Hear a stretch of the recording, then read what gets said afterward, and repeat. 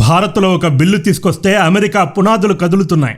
ఈ బిల్లును ఎలాగైనా ఆపాలని అటు డెమోక్రాట్స్ ఇటు రిపబ్లికన్స్ అమెరికన్ పార్లమెంటులో విషం కక్కుతున్నారు. మిజోరాం, కేరళ లాంటి రాష్ట్రాల్లో ఈ బిల్లును ఆపడానికి ఆమరణ నిరాహార దీక్షలు చేస్తామంటున్నారు. బ్లాక్ డేగా ప్రకటిస్తామంటున్నారు. ర్యాలీలు చేస్తున్నారు. కాక్రోచ్ జనతా పార్టీ లాంటి కొత్త కొత్త పార్టీలు పుడుతున్నాయి. సరిగ్గా అడ్రస్ కూడా లేని కాక్రోచ్లు రాత్రికి రాత్రి బిలాల నుండి పుట్టుకొస్తున్నాయి. ఈ బిల్లులో అంతలా ఏముంది? ఈ బిల్లు గనక పాస్ అయితే అమెరికా మన పక్క దేశాలు పాకిస్తాన్, బంగ్లాదేశ్లలో ఎలాగైతే ఫేక్ ప్రొటెస్టులు జరిపించి ఎమ్మెల్యే, ఎంపీలను కొనుగోలు చేసి స్టూడెంట్స్ పేరుతో ఫండెడ్ ఫేక్ ఆర్గనైజేషన్స్ నడిపించి ప్రజల కొరకు ప్రజల చేత ప్రజాస్వామ్యంగా ఎన్నుకోబడిన ప్రభుత్వాలను కూలదోసిందో అవేమీ భారత్లో చేయలేదు. ఇల్లీగల్ ఫారెన్ ఫండింగ్ మొత్తం ఆగిపోతుంది. జంతర్ మంతర్ దగ్గర జరిపిన ప్రొటెస్టుల్లో ఫారిన్ నేషన్స్ నుండి వేల కొద్ది స్విగ్గీ, జొమాటో ఆర్డర్లు వచ్చాయి కదా, అవన్నీ ఆగిపోతాయి. ఫారిన్ నుండి డబ్బులు తీసుకొని భారత ప్రధాని, భారత గవర్నమెంట్ పైన విషం కక్కుతున్న మీడియా ఛానళ్లు, సోషల్ మీడియా ఇన్ఫ్లుయెన్సర్స్ ఇన్కమ్ ఆగిపోతుంది. పేదలకు సహాయం చేస్తామని హ్యుమానిటీ పేరుతో కోట్ల కొద్ది డబ్బులు విదేశాల నుండి తెప్పించుకొని ఆ డబ్బుతో ప్రాపర్టీస్ కొంటున్నారు, కంపెనీలు నడిపిస్తున్నారు, లగ్జరీ కార్లలో తిరుగుతున్నారు. మతం పేరుతో ఆ మతంలోని పేదలకే సున్నం పెట్టి వారి నోటికాడి కూడును మింగేసి లగ్జరియస్ లైఫ్ అనుభవిస్తున్న వైట్ కాలర్ నేరస్తుల ఆట కట్టించబోతున్నారు. ఈ బిల్లును క్రిస్టియన్స్ని టార్గెట్ చేయడానికి తీసుకొస్తున్నారని అటు అమెరికా, ఇటు ప్రతిపక్షాలు విష ప్రచారం చేస్తున్నాయి. కానీ నన్ను అడిగితే ఈ బిల్లు వలన అందరికంటే ఎక్కువ లాభం కలిగేది క్రిస్టియన్స్కే. క్రిస్టియన్స్లో ఎవరైతే పేదరికంతో బాధపడుతున్నారో వారందరికీ ఇక నుండి రెగ్యులర్గా వారికి రావాల్సిన సహాయం అందుతుంది. మధ్యలో ఉన్నటువంటి రాబందులను, బ్రోకర్లను గవర్నమెంట్ బ్లాక్ చేసింది కాబట్టి మీకోసం వచ్చిన ఫారెన్ ఫండ్ మీకే ఉపయోగించబడుతుంది. మీకోసం వచ్చే ఫండ్స్ని ఆపడానికి గవర్నమెంట్ ఈ బిల్లును తీసుకొచ్చిందని మిమ్మల్ని తప్పుదోవ పట్టిస్తున్నారు. హమాస్ పందులు ఎలాగైతే ఇజ్రాయెల్ దాడుల నుండి తమను తాము కాపాడుకోవడానికి సాధారణ ప్రజలను షీల్డ్గా ఉపయోగించుకున్నారో అలాగే ఈ వైట్ కాలర్ నేరస్తులు తమ ఇల్లీగల్ బిజినెస్లను కాపాడుకోవడానికి, ప్రాపర్టీస్ని కాపాడుకోవడానికి మిమ్మల్ని షీల్డ్గా ఉపయోగించుకుంటున్నారు. ఈ వీడియో చివరి వరకు చూడండి. మీలో ఉన్న అపోహలన్నీ పటాపంచలవుతాయి. అలాగే భారత్ను అస్థిరపరచడానికి మతం పేరుతో ఏవైతే రిలీజియస్ కన్వర్షన్ జరుగుతున్నాయో వాటికి అడ్డుకట్ట పడనుంది. అమెరికా వెళ్ళి అమెరికన్స్ అందరినీ ప్రలోభపెట్టి హిందూ మతంలోకి మారుస్తామంటే అమెరికా ఊరుకుంటుందా? మరి భారత్ ఎందుకు ఊరుకోవాలి? ఎవరిని ప్రలోభపెట్టి మతం మారడానికి ఇన్ఫ్లుయెన్స్ చేయకూడదు. అన్ని మతాలను గౌరవించాలని రాజ్యాంగంలో స్పష్టంగా రాసి ఉంది. మరి అలాంటప్పుడు ఇంత ఓపెన్గా రిలీజియస్ కన్వర్షన్స్ ఎలా జరుగుతున్నాయి? మతం మారితే డబ్బులు ఇస్తాం, అన్ని వసతులు కల్పిస్తామని ప్రలోభపెడుతున్నారు. ఇన్ని డబ్బులు ఎక్కడి నుండి వస్తున్నాయి? ఈ ఇల్లీగల్ ఫారెన్ ఫండ్స్ నుండే కదా. కొత్తగా తీసుకొచ్చే FCRA అమెండ్మెంట్స్ ఈ ఇల్లీగల్ ఫండింగ్స్కి చెక్ పెట్టనుంది. రిలీజియస్ కన్వర్షన్స్ ఎట్టి పరిస్థితుల్లో చేయకూడదని బిల్లులో క్లియర్గా రాసి ఉంది. దాంతో మతాన్ని మార్చడమే పనిగా పెట్టుకున్న కొన్ని NGOs పునాదులు కదలబోతున్నాయి. భారత పర్యటనకు వచ్చిన మార్కో రూబియో ఫస్ట్ ఎక్కడికి వెళ్ళాడు? కలకత్తాలో ఉన్న మదర్ తెరిసా ఆశ్రమానికి వెళ్ళాడు. అది పొలిటికల్ పర్యటన లేక రిలీజియస్ పర్యటన? నిన్ను మంచి కాన్వెంట్ స్కూల్లో చేర్పిస్తాం, మా మతానికి రా. మీకు క్యాన్సర్ వచ్చిందా? భయపడకండి, మేం ఫ్రీగా ట్రీట్మెంట్ అందిస్తాం, మా మతంలోకి రండి. ఇవన్నీ గేమ్స్ ఇక ఆగిపోతాయి. అందుకే కేరళలోని బిషప్లు భయపడుతున్నారు. జంతర్ మంతర్లో జరిగిన ప్రొటెస్ట్కి సపోర్టుగా వేలాది బిషప్లు ర్యాలీ చేశారు. గతంలో ఎప్పుడూ ఇలా జరగలేదు. ఇప్పుడే ఎందుకు జరిగింది? నేను ఒక్కటే రిక్వెస్ట్ చేస్తున్నాను. అటు క్రిస్టియన్స్, ఇటు హిందువులు, అన్ని మతాల వారు ఎవరు కూడా వీరి ట్రాప్లో దయచేసి పడకండి. వీళ్ళ అసలు ప్రేమ మీపైన కాదు. రిలీజియన్ పేరుతో ఇల్లీగల్గా వెనకేసుకొస్తున్న ప్రాపర్టీలను జప్తు చేయడానికి FCRA బిల్లులో ఒక అమెండ్మెంట్ తీసుకురానున్నారు. దాంతో ఇటు భారత్లోని గుంటనక్కలు, అటు అమెరికన్ గుంటనక్కలు, భారత గవర్నమెంట్ చర్చిలన్నింటినీ జప్తు చేయడానికి ఈ బిల్లు తీసుకురానుందని విష ప్రచారం చేయడం మొదలుపెట్టారు. ఇతడి పేరు Riley Moore, US law maker. ఇతడేం ఆరోపణలు చేస్తున్నాడో చూడండి. Amending FCRA rules to permit government take overs of churches and religious charities. Take over of churches, చర్చిలన్నింటినీ హస్తగతం చేసుకోవడానికి. ఎంత పెద్ద అబద్ధమో చూడండి. FCRA బిల్లులో క్లియర్గా రాసి ఉంది. జప్తు చేయబడిన ప్రాపర్టీస్లో ఏదైనా రిలీజియస్ కట్టడాలు ఉంటే వాటిని గవర్నమెంట్ హస్తగతం చేసుకోవడానికి వీల్లేదు. అవి ఇంతకు ముందు ఎలాగైతే రన్ అవుతాయో అలాగే రన్ అవుతాయని క్లియర్గా రాసి ఉంది. మరి ముఖ్యంగా మొత్తం ఎఫ్సిఆర్ఏలో ఎక్కడా కూడా క్రిస్టియానిటీ అనే పదమే లేదు. ఈ బిల్లు అన్ని మతాలకు వర్తిస్తుంది.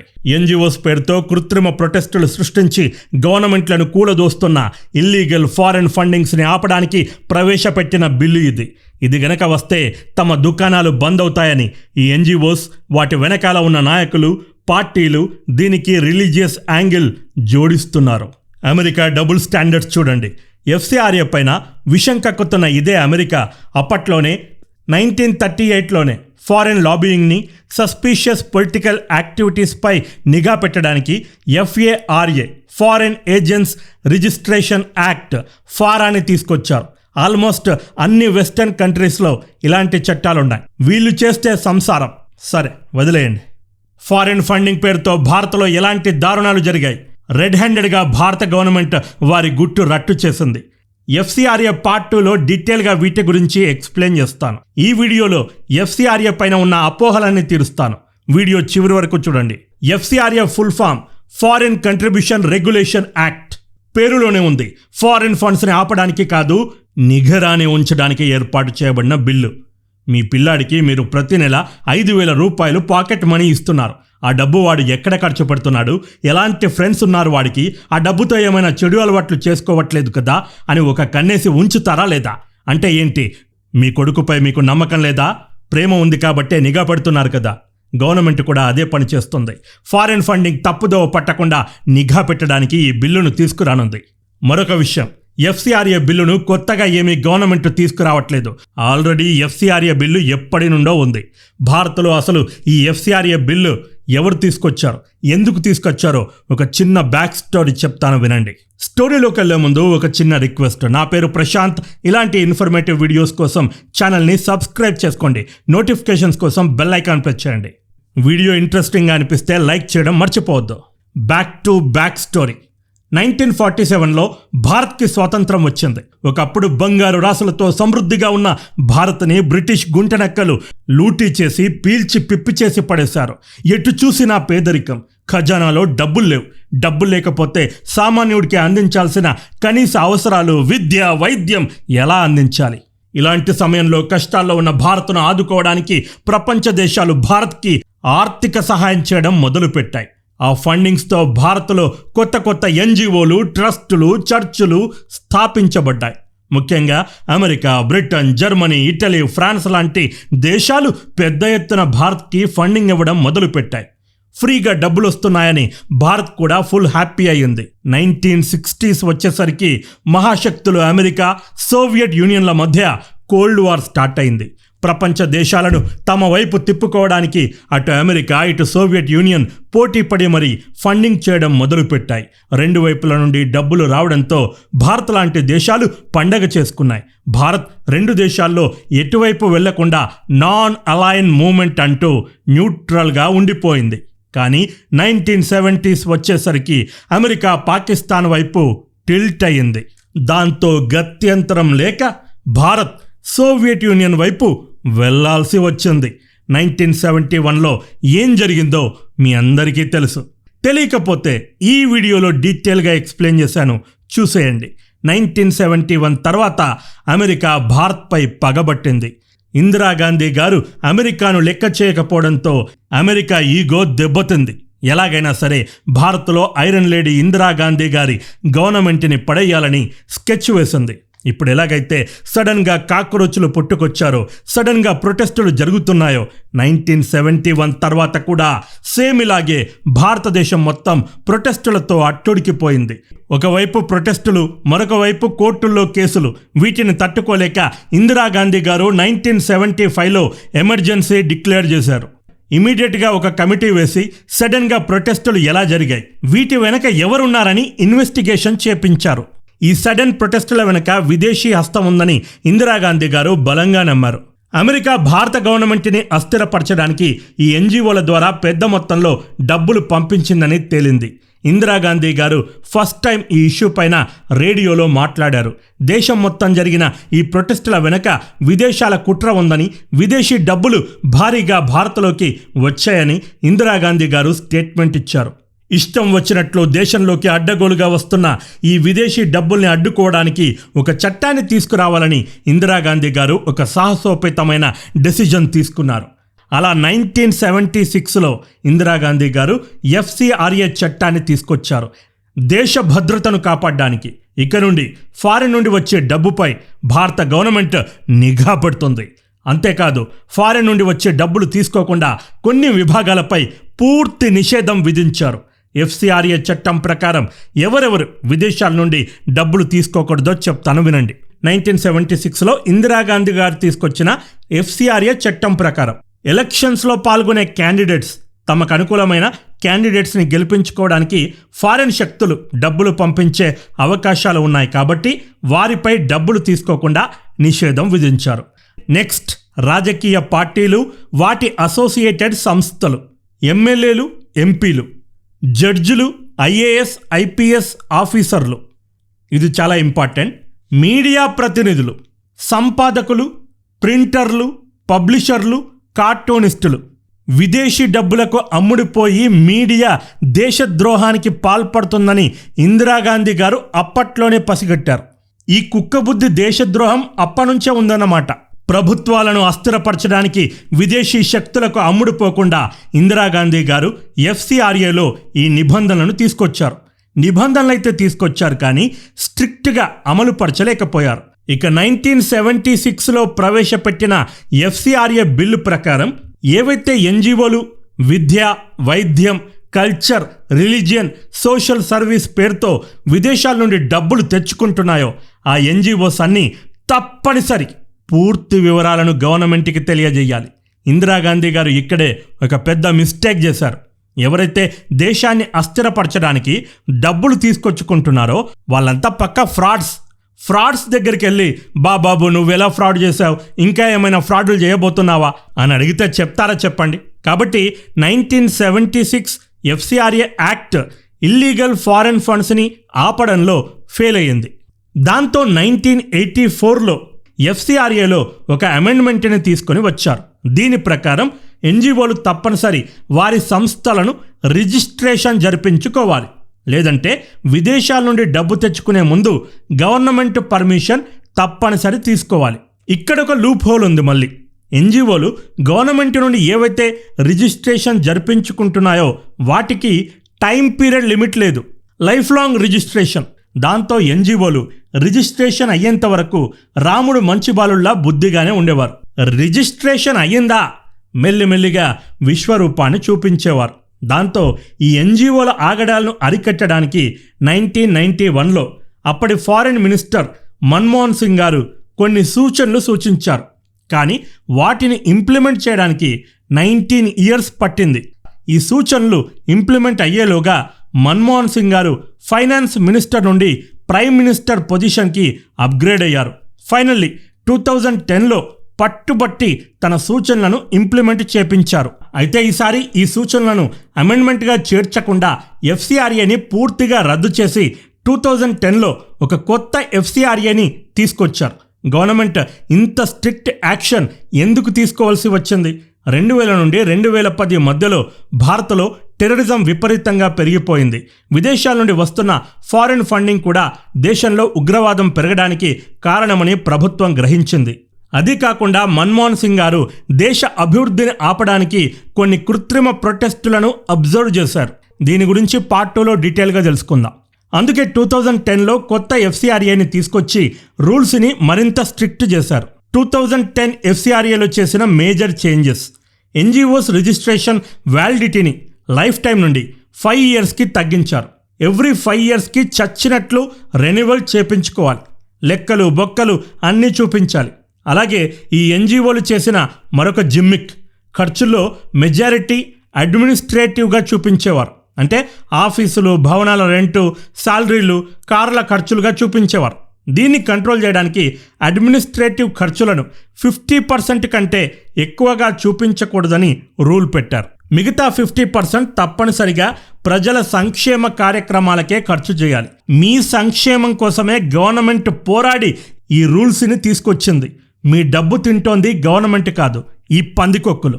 అలాగే విదేశాల నుండి వచ్చే డబ్బుల కోసం ఎన్జిఓ తప్పనిసరి ఒక separate single bank account maintain చేయాలి. అందులో ఓన్లీ ఫారెన్ ట్రాన్సాక్షన్స్ మాత్రమే ఉండాలి, లోకల్ డబ్బులు కలవకూడదు. ఈ ఎన్జిఓలు మరొక గోల్మాల్ చేసేవారు. ఒక బిచ్చగాడు మరొక బిచ్చగాడికి దానం చేయగా మీరు ఎప్పుడైనా చూసారా? మహా అయితే హ్యుమానిటీతో తన ప్లేట్లో ఉన్న ఆహారాన్ని షేర్ చేసుకుంటుండొచ్చు. కానీ కొన్ని ఎన్జిఓలు ఎంత పెద్ద మనసును కలిగి ఉండేవంటే విదేశాల నుండి తమకు వచ్చిన డబ్బులను చిన్న చిన్న ఎన్జిఓలకు పంచిపెట్టేవి. అర్థమవుతుందా? అంటే విదేశీ డబ్బులను ఇలా దేశం మొత్తం అక్రమంగా డిస్ట్రిబ్యూట్ చేసేవారు. ఆ డబ్బుతో లోకల్గా ఉన్న పెద్ద మనుషులను, దేశద్రోహులను కొని ప్రభుత్వానికి వ్యతిరేకంగా ప్రొటెస్టులు జరిపించేవారు. 2010 FCRA ప్రకారం ఒక ఎన్జిఓ వేరొక ఎన్జిఓకి డబ్బు ఇవ్వాలంటే ఖచ్చితంగా ఆ రెండవ ఎన్జిఓకి కూడా FCRA రిజిస్ట్రేషన్ ఉండాలి. ఎవరికి పడితే వాళ్ళకి ఇస్తా అంటే నడవది. లేదా గవర్నమెంట్ ప్రియర్ పర్మిషన్ తీసుకొని ఇవ్వాల్సి ఉంటుంది. అలాగే మొత్తం ఫారెన్ ఫండింగ్ ట్రాన్సాక్షన్స్ పై డైరెక్ట్ హోమ్ మినిస్ట్రీ నిఘా ఉంటుంది. ఇక్కడ మీరు ఒక విషయం గమనించండి. 1976, 2010 ఈ 2 సంవత్సరాల్లో FCRA ప్రవేశపెట్టబడింది. ఈ 2 సంవత్సరాల్లో కూడా ఏ గవర్నమెంట్ అధికారంలో ఉంది? Congress government. Illegal foreign funding వలన భారతదేశానికి థ్రెట్ ఉందని కాంగ్రెస్ గవర్నమెంట్ గ్రహించింది కాబట్టి FCRAని తీసుకొచ్చారు. ఈ విషయంలో నిజంగా మనం కాంగ్రెస్ గవర్నమెంట్ని అభినందించాలి. కానీ ప్రాబ్లం ఏంటంటే ఇదే కాంగ్రెస్ గవర్నమెంట్ ఇప్పుడెందుకు FCRAని వ్యతిరేకిస్తుంది? ఎందుకు పనిగట్టుకొని భారత గవర్నమెంట్ కాంగ్రెస్తో ప్రతిరోజు బుజ్జగింపు మీటింగులు పెడుతోంది? ఒకప్పుడు వద్దు వద్దు అన్న ఫారెన్ ఫండ్స్ ఇప్పుడు ముద్దు ముద్దు ఎలా అవుతున్నాయి? జనాలు ఒకసారి గమనించాలి. ఇదంతా పైనుండి చూస్తున్న ఇందిరాగాంధీ గారి మనసు ఎంత క్షోభపడుతుందో. 2014లో భారతదేశంలో గవర్నమెంట్ చేంజ్ అయ్యింది. కాంగ్రెస్ స్థానంలో బీజేపీ గవర్నమెంట్ అధికారంలోకి వచ్చింది. గవర్నమెంట్లు మారినా విదేశీ శక్తుల గుంటనక్క వైఖరి మారలేదు. దాంతో 2020లో బీజేపీ గవర్నమెంట్ మరిన్ని మార్పులు తీసుకొని వచ్చి FCRAని ఫుల్ స్ట్రాంగ్ చేసేసింది. 2025లో ట్రంప్ మళ్ళీ అధికారంలోకి రాగానే తన స్పీచ్లో ఇచ్చిన మొట్టమొదటి స్టేట్మెంట్ గుర్తుందా మీకు?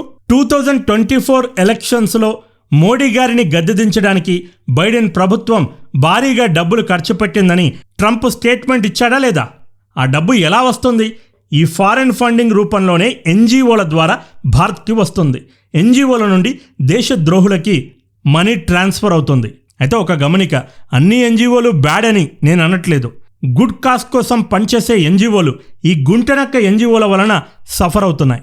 2020లో గనక మోడీ గవర్నమెంట్ ముందు చూపుతో FCRAలో ఆ మార్పులు గనక చేసి ఉండకపోయినట్లయితే ఖచ్చితంగా ప్రస్తుతం భారత్లో వేరే గవర్నమెంట్ అధికారంలో ఉండేది. ఇంతకీ 2020లో భారత గవర్నమెంట్ FCRAలో ఏం మార్పులు తీసుకొచ్చింది? ఫారిన్ మనీని ఒక బెగ్గర్ మరొక బెగ్గర్కి అదే ఒక ఎన్జిఓ మరొక ఎన్జిఓకి ట్రాన్స్ఫర్ చేసేవని చెప్పాను కదా. ఈ ప్రాసెస్ని గవర్నమెంట్ పూర్తిగా నిషేధించింది 2020లో. ఏ ఎన్జిఓకి వచ్చిన డబ్బులని ఆ ఎన్జిఓయే వాడుకోవాలి. ఇక్కడ మళ్ళీ గమనించండి, అన్ని ఎన్జిఓలను నేను బెగ్గర్లతో పోల్చట్లేదు. భారతదేశంలో కొన్ని లక్షల మంది నిరుపేదలకు ఈ ఎన్జిఓలు సహాయం చేస్తున్నాయి.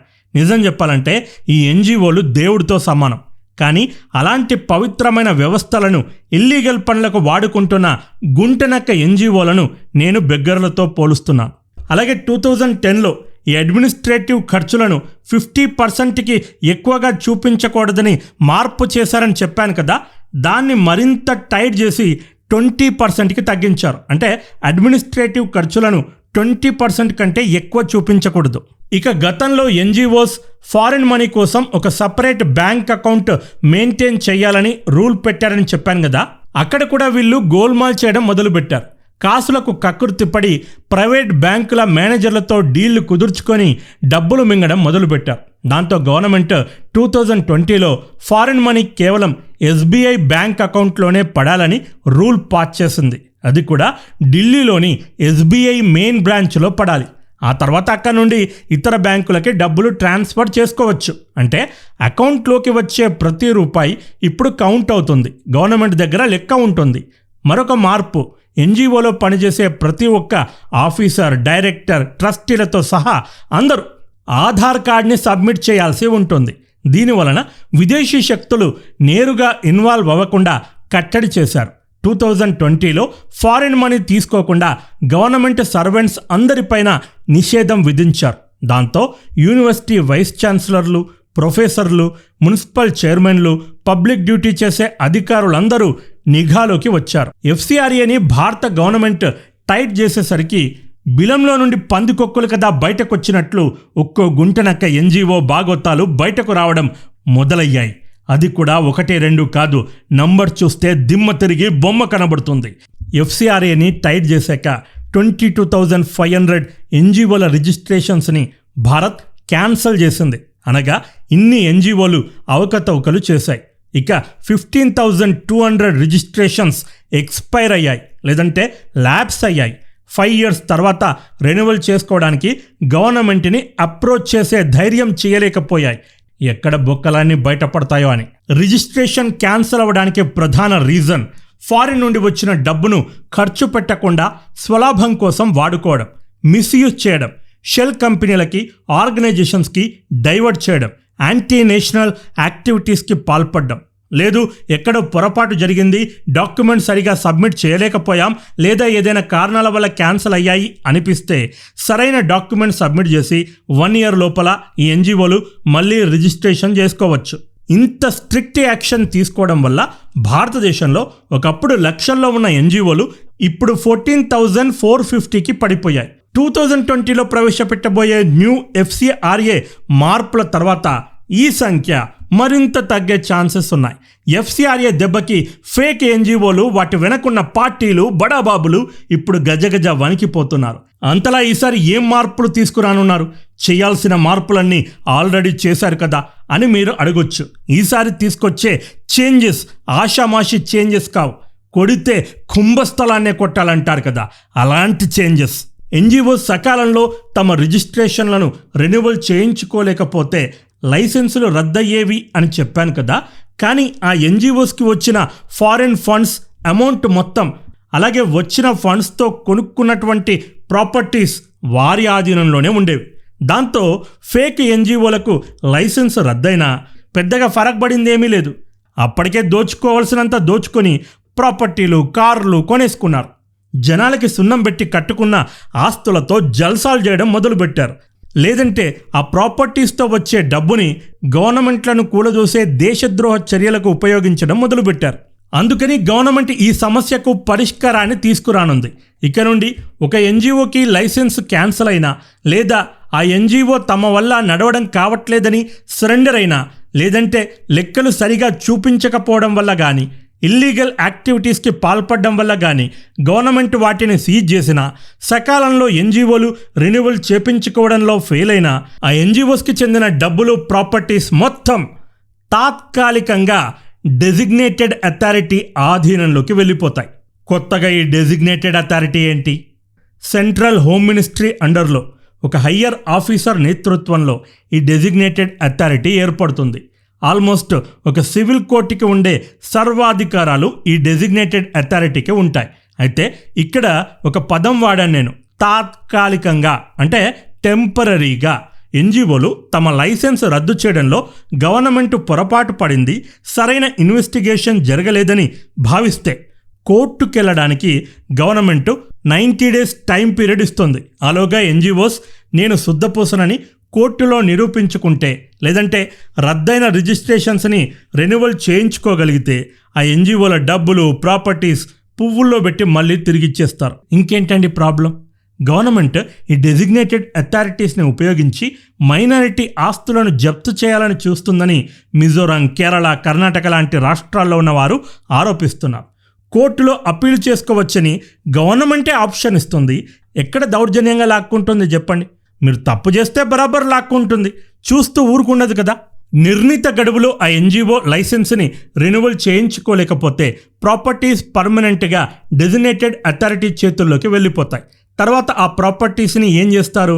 ఆ ఆస్తులని గవర్నమెంట్ హ్యాండ్ ఓవర్ చేసుకొని తన ఆధీనంలో ఎప్పటిలాగే నడిపించవచ్చు.